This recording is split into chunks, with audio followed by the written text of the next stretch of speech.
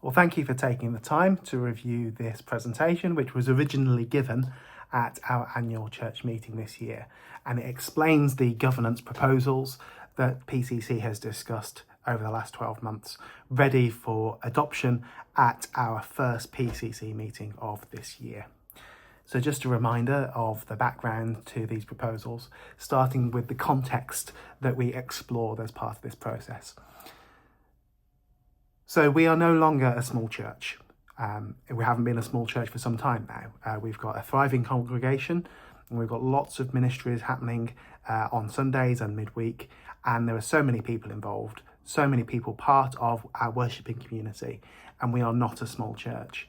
Yet sometimes our structures reflect the church that we were at one point, fully run on volunteers that are giving of their time, faithfully, week in, week out, but without really thinking about how those ministries can scale up. So a lot of our volunteers and people who give their time feel stretched or overworked, and this is part of a process to try and alleviate that.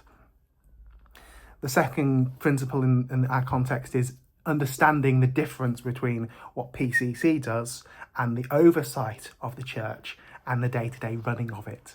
And in our context, those two things can often be blurred between people who sit on PCC and make policy and broad decisions, and sometimes those discussions can descend into operational detail, which, though important, is not the role of PCC. So how do we separate those from those who set direction and policy versus those who manage things on a day-to-day basis? Recognising, of course, that in our context, some of those people are in both rooms at the same time.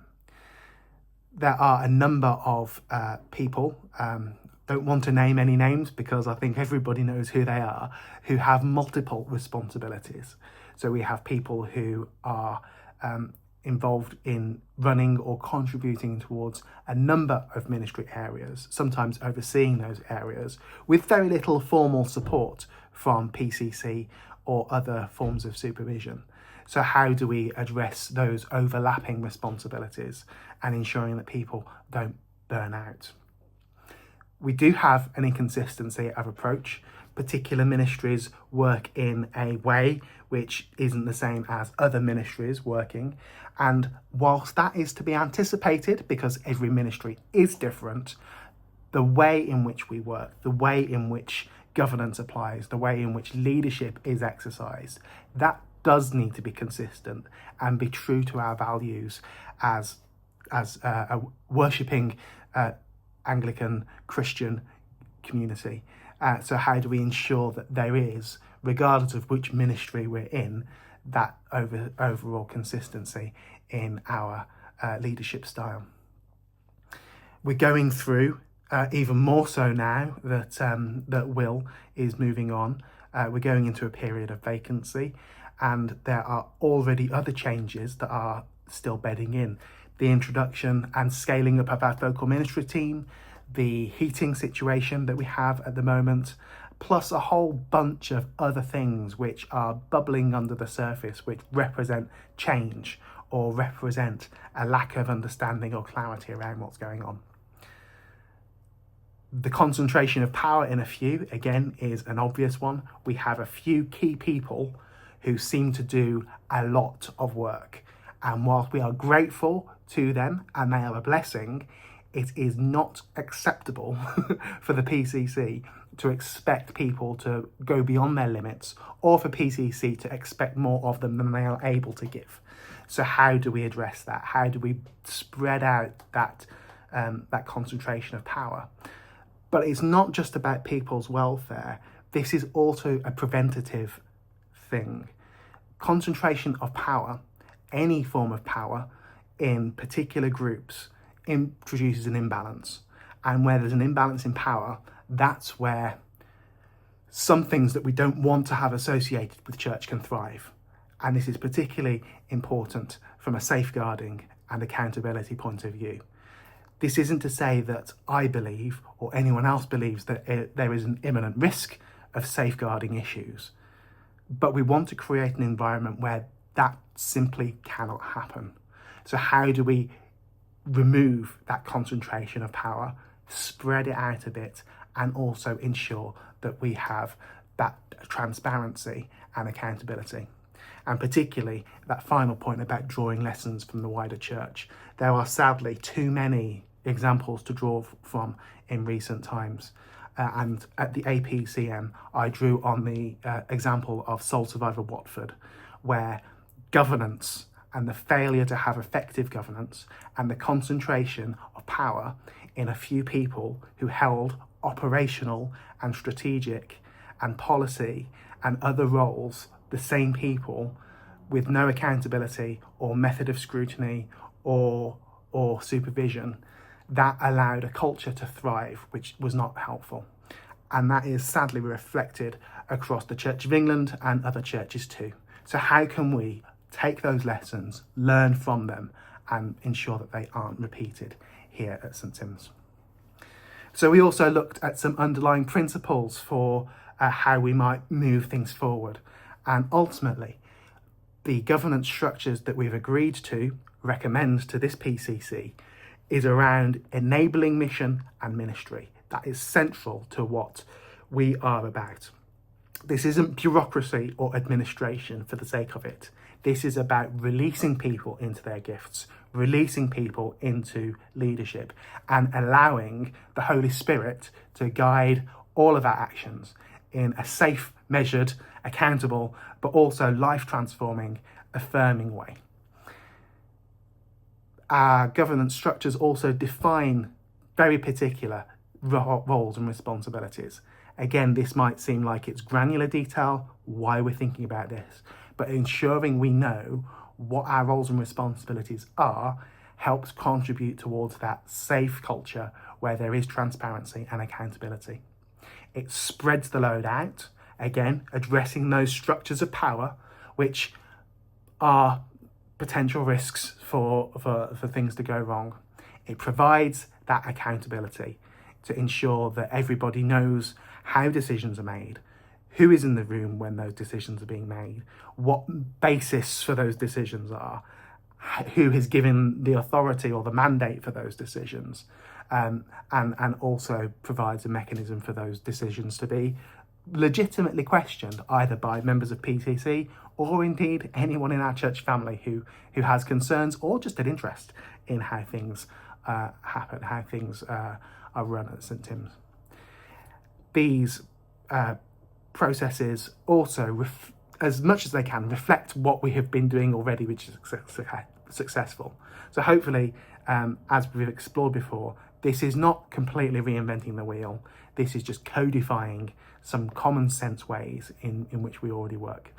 And finally, it does ensure that there is that legal compliance, that we're conforming to safeguarding rules and guidance from the Diocese of Sheffield and from the National Church institutions, but also with the Charity Commission and other bodies that we need to be able to satisfy from a legal point of view.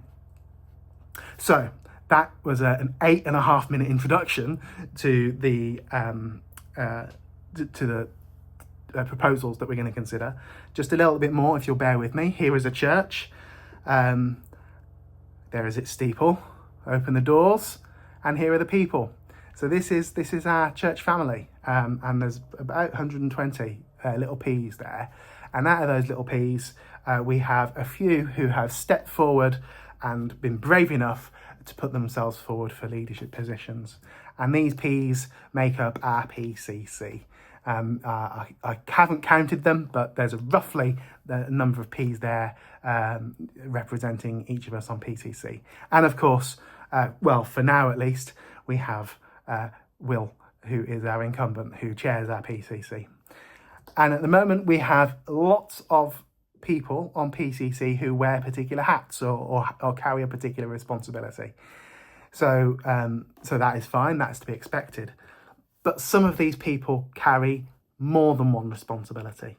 And you might notice there are others that don't really carry much more than just what is required of them as PCC members. So whilst we have some people that are doing more, others are doing less, not necessarily through lack of will, but just perhaps they don't know what there is to get involved with. But the people who carry multiple responsibilities, they start to get a little bit tired, a little bit overwhelmed. There aren't currently the formal structures to supervise them or to ensure their well-being, and they're carrying a greater share of the mission and ministry of our church. And then there are some further still who carry even more responsibility, and they are very overwhelmed.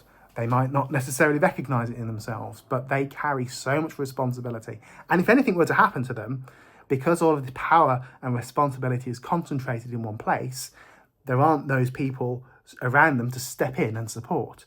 So how do we address that? And as well as those people who are carrying a lot of responsibility, there are others who feel disengaged, people who don't know what's going on, people who feel out of the loop, or that decisions are being made around them, which they feel like they should be contributing to, but for whatever reason aren't. And this creates a mismanaged power dynamic. It introduces confusion into our accountability structures, and also can fuel resentment or ill feeling, because I'm on PCC or I'm on a leadership group, but I don't feel like I'm in the loop because decisions are taken by a small group of people outside of normal structures, in WhatsApp groups or in conversations over coffee or elsewhere. So how do we address this? So we've got our PCC who are currently not ineffective, but we could be much more effective in how we are organised. And we have a church family to serve. So we've gone through this multiple times already, taking inspiration from Star Trek, The Next Generation, I should say, simply for their colour coding. So in Star Trek, you have the command officers in red, you have the operations officers or the security officers, the technicians, the engineers in yellow, and then the people that actually do science and exploration and exploring the final frontier in blue. So you have those three different colours. And when you look at our context here at St Timothy's, we have our command, our leadership structures, our formal leadership structures in the middle. We have our PCC and church wardens and our focal ministry team. Ultimately, safeguarding is underpinning everything. So as this picture develops, you'll see that safeguarding is fundamental at the bottom.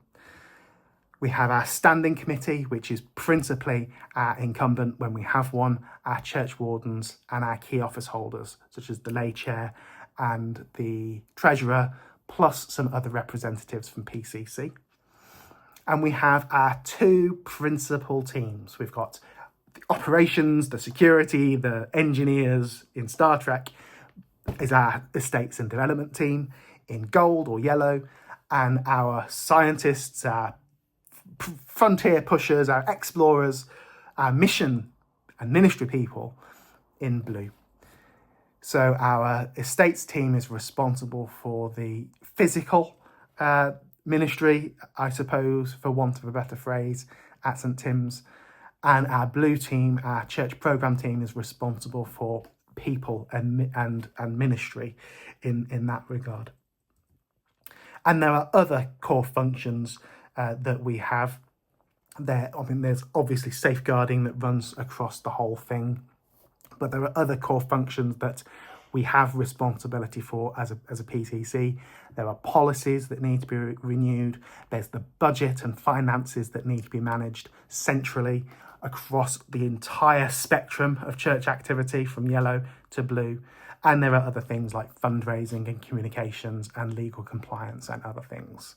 And we also have a staff team who are line managed by the standing committee, expressed through church wardens in our context, where there are no family relations. And then we have our key ministry areas, which cover a range of areas. So we have ministry areas with an estates or development or operations focus on the yellow side. We have ministry areas with people or church activities on the blue side. And then we have in the middle those that carry both. So for instance, Eco Church and the heating project and Forest Church and other things which have a physical aspect to them in terms of geography and tangible estates stuff, as well as a spiritual leadership in terms of the theology of such things. So we have all of these ministry areas. So the interface between these ministry areas and our leadership structures in our new to be approved context are ministry link groups. And these are groups of people who are appointed by PCC, and ultimately their core function is to provide a point of contact between our ministries and also our leadership structures. So each ministry link group will have a PCC member, a church warden, and a focal minister, and, where appropriate, a member of staff. And they don't necessarily have to do anything day to day, but what they do provide is each ministry area a point of contact should they need to interface with either the focal ministry team or the PCC or the church wardens or other. So in some of these cases, take our youth ministry link group, they have elected to be a bit of a semi-formal committee where they'll meet and they'll discuss things, because that's appropriate for the youth ministry at this time. Other ministry areas, they may not even meet, but what they will provide is a named person who a ministry leader or someone else can approach to say, we've got this issue going on, we need to put it in front of somebody. We don't know who, but that ministry link group can take it on and advise and represent that ministry at PCC or elsewhere. So these ministry link groups will be the glue that hold everything together. And it's based on relationship and it's based on people. And because it's owned by the PCC, it also provides that accountability and that formalisation and spreading of power. So hopefully we then end up with a PCC which is evenly balanced. No one's wearing multiple hats, apart from in some cases which it's unavoidable, and everyone stays happy. And everyone stays a green pea. We don't have any red peas, we don't have any orange peas, we don't have any blue peas. All our peas are green and happy. So that's the overview in 18 minutes. Thank you very much for your time. There are further slides part of this presentation, which I'm just going to skim through so you can see that there's lots of terms of reference for our various committees that we plan to set up. So these are in a PDF document, which has been circulated separately, and hopefully it will give you a chance to read through them. Just one final thing from me, and that is about the meeting schedule for these committees. We have not yet decided whether we're going to meet as PCC 4 times a year or as 6 times a year. But what we will expect is for standing committee to at least have a meeting scheduled monthly, should they need to meet, so that they can pick up anything that's come up which requires PCC involvement in between meetings, and also set our formal agenda for PCC when it comes. Our estates team, which replaces operations, will continue to meet monthly. Our church programme team will also meet at least 4 times a year, perhaps more, depending on how they decide to set themselves up. And there will be, as well as APCM in May, an opportunity to feedback at the 6-month mark, halfway through the year, to feedback on progress, to report on how we're spending money, which people in our congregation so faithfully give, to look at the budget for the next year and to answer any questions. And in terms of how these meetings might be scheduled, here is a list of the 4-year option, and here is a list of the 6. It's 20 minutes. I'm going to stop. Thank you.